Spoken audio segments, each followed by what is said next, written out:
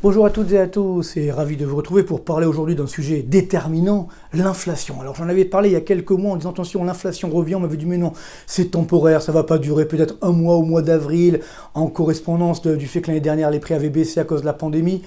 Bon, mais en fait finalement l'inflation est bien là, et on a cette sorte de déni de réalité pour dire mais non mais finalement tout va bien, on continue comme ça, c'est extrêmement dangereux bien entendu, parce que ceci alimente les bulles financières, et donc à moyen terme, même à court terme, c'est dangereux pour notre épargne, c'est dangereux pour notre économie et pour nos économies. Alors on va voir tout ça, encore une fois, de façon pédagogique et de façon tout à fait concrète. Ça sert à rien de dire oui l'inflation est là, si on n'a pas des chiffres concrets pour le montrer. Donc c'est ce qu'on va voir tout de suite, avec des chiffres assez impressionnants. Alors d'abord on va commencer par nos amis américains, donc là on voit les derniers chiffres de l'inflation. Donc ça c'est les prix à la consommation, donc c'est la courbe bleue, donc ce qu'on appelle le glissement annuel des prix à la consommation aux États-Unis. Vous voyez, on est à 5% d'inflation, un plus haut donc depuis l'été 2008. Mais si nous regardons les prix à la consommation hors énergie et produits alimentaires, parce que c'est vrai qu'on a souvent dit que l'inflation était liée à l'énergie, aux produits alimentaires, ben finalement on voit que même hors énergie, regardez, on est à 3,8% d'inflation, et là c'est un plus haut depuis les années 90. On va regarder ça dans le détail tout de suite. Je vous ai fait un petit laïus très court. Donc 5% d'inflation aux États-Unis, c'est donc du jamais vu depuis l'été 2008. Et si on exclut cette période de juin à août 2008, on n'a pas eu de tel niveau d'inflation aux États-Unis depuis, regardez, février 1991. À l'époque, c'était les conséquences de la première guerre du Golfe qui a fait flamber les prix du pétrole. Mais donc on voit bien que là, c'est quand même des niveaux d'inflation extrêmement élevés. Et hors énergie et produits alimentaires, donc nous sommes à 3,8% d'inflation. Et regardez bien, un plus haut également depuis juin 1992.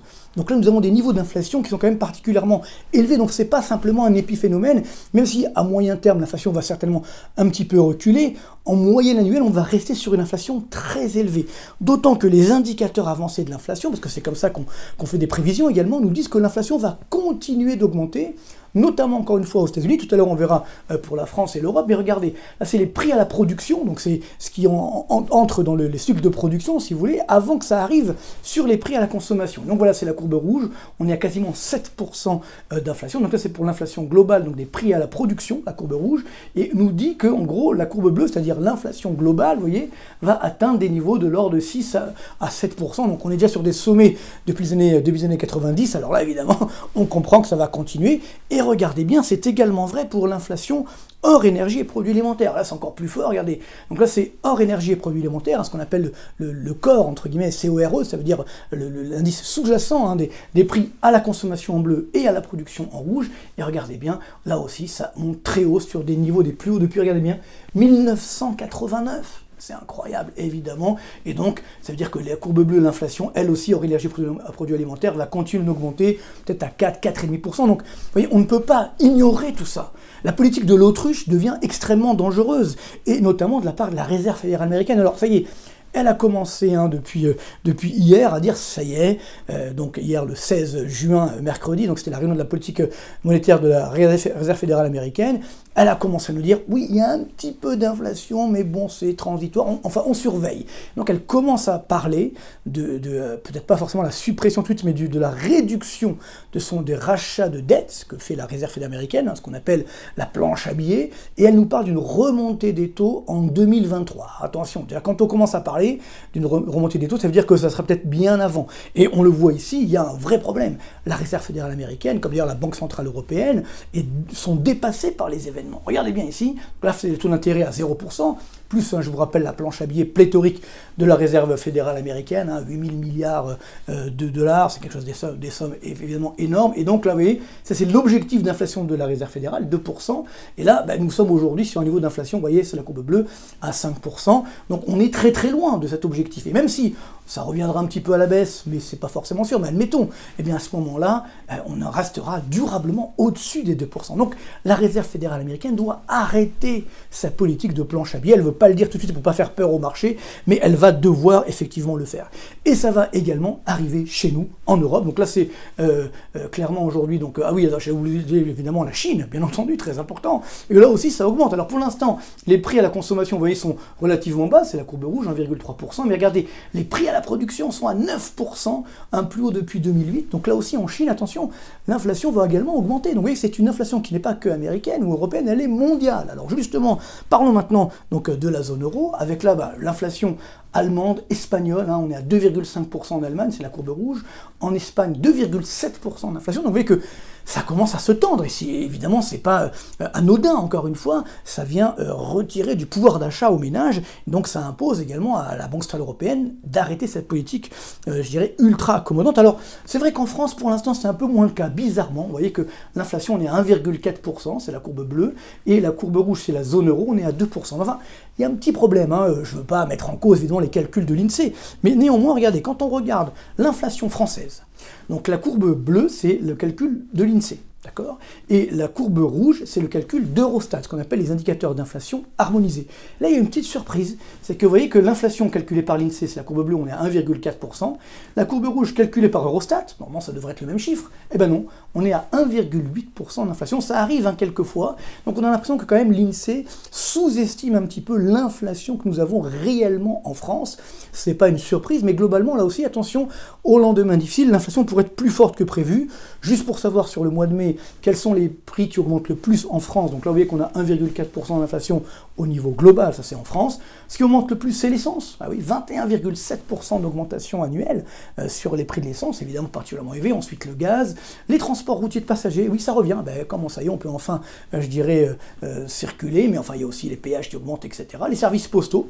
Ça aussi c'est bizarre parce que bon, on utilise de moins en moins les services postaux, mais néanmoins les prix augmentent, peut-être c'est logique. Les services d'accès Internet, hein, c'est toujours relativement élevé, 6,2%, le tabac, et les services de téléphonie, vous voyez, donc 3,2%. Bon, évidemment, il y a d'autres prix. Alors, c'est vrai que globalement, comme on avait une forte hausse des prix alimentaires depuis le début de l'année, ça s'est un petit peu calmé au mois de mai, mais attention, au mois de juin, ça risque de revenir. Donc tout ça pour dire que l'inflation française, elle est bien là, elle n'est pas dramatique, mais elle commence à augmenter, et donc elle commence à limiter notre pouvoir d'achat, et donc ça impose, bien entendu, aux banques centrales de réagir. Alors surtout que, encore une fois, on va voir l'inflation de demain. Donc on a vu aux États-Unis, ça va continuer d'augmenter, mais au niveau mondial, regardez, ben, les prix sont liés bien sûr au pétrole, et là le pétrole continue d'augmenter. Vous voyez, là c'est la croissance mondiale, c'est la courbe rouge. Donc là on est sur un niveau d'au moins à peu près 5,2% de croissance mondiale cette année. Ça c'est les prix du pétrole qui suivent évidemment la croissance mondiale. Donc là vous voyez qu'on est à plus de 70 $ le baril, ça y est, hein, sur le Brent, et ça va évidemment continuer. Donc on peut atteindre 80-90 $. Et ça bien sûr, ça va être douloureux pour les automobilistes notamment, mais également pour l'ensemble des prix, puisque le pétrole est dans énormément de produits, comme vous le savez. Si on regarde l'indice CRB des cours des matières premières, bah là aussi, hein, vous voyez, c'est le dernier chiffre du 16 juin, bah ça augmente de 96% quand même depuis avril 2020. Alors ça s'était calmé, puis globalement ça repart à la hausse, donc on voit que c'est une vraie tendance durable d'augmentation des cours des matières premières, qui vont arriver évidemment, que cette hausse des cours de matières premières n'est pas encore dans les prix à la consommation, et ça va bien entendu arriver. Si on regarde rapidement d'autres matières premières, le cuivre, là aussi, bon, ça a un petit peu baissé, mais on reste sur des sommets historiques, vous voyez, là aussi, tout est concerné.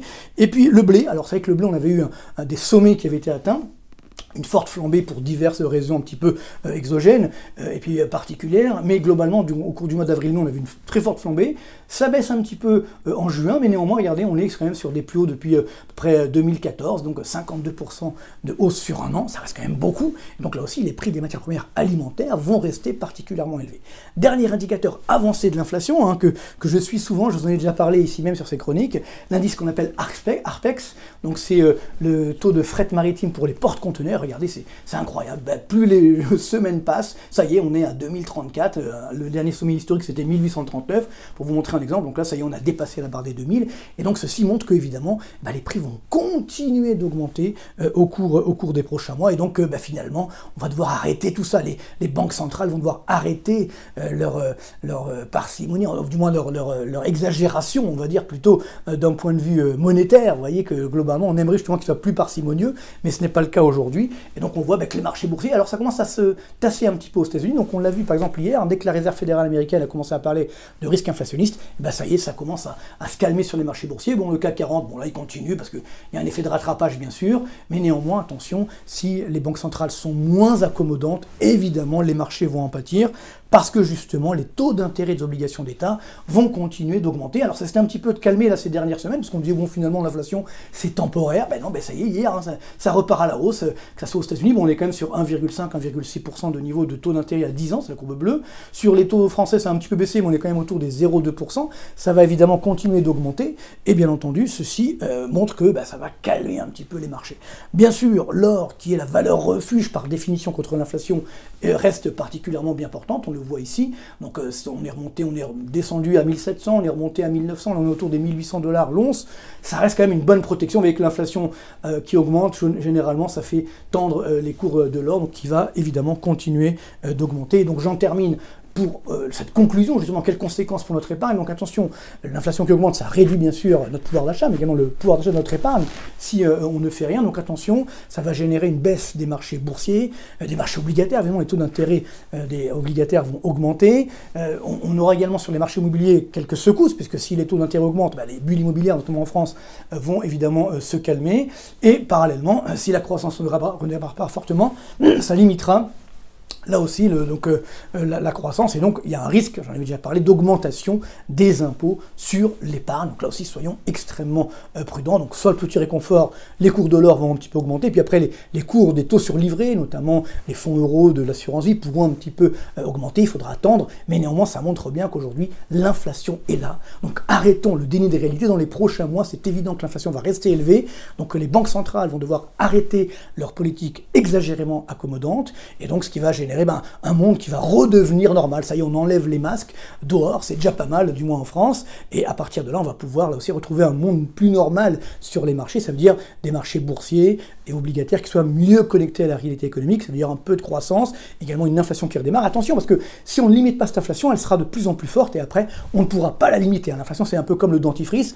Quand on appuie dessus, une fois que le dentifrice est sorti, on ne peut pas le remettre dans le tube. Donc c'est exactement le problème de l'inflation, c'est le travail des banques centrales de la limiter. Si elles ne le font pas, évidemment, alors là, ça peut être extrêmement dangereux. Donc espérons que nos dirigeants monétaires seront à la hauteur de la situation. C'est tout le mal qu'on peut nous souhaiter pour les semaines et les mois à venir. Merci beaucoup, bonne continuation, portez-vous bien et à très bientôt.